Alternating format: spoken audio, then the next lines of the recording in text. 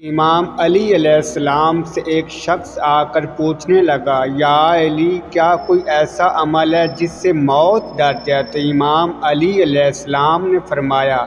اس زندگی میں ایک عمل ایسا ہے جس سے موت بھاگ جاتی ہے، ڈر جاتی ہے۔ اس شخص نے پوچھا، وہ عمل کون سا ہے؟ تو امام علی علیہ السلام نے فرمایا، اپنے رشتہ داروں سے اچھا سلوک اور اپنے والدین کی خدمت کرنا ہے۔ اے انسان، یاد رکھنا، میں نے اللہ کے محبوب سے سنا، جو انسان اپنے والدین کی خدمت کرتا ہے، اپنے بزرگوں کا احترام کرتا ہے، اپنے عزیز و اقارب سے اچھا سلوک کرتا ہے، تو جب بھی اس انسان کی موت کا وقت قریب آتا ہے تو ملک الموت اس کے قریب نہیں آ پاتا تب تک جب تک اس کے پورے گناہ معاف نہ ہو جائیں، اور بار بار ملک الموت اللہ پاک کے دربار میں فریاد کرتا ہے، اے اللہ، اس مرنے والے کے گناہ معاف فرما، کیونکہ اس نے اپنے عزیز و اقارب سے اچھا سلوک کیا ہے،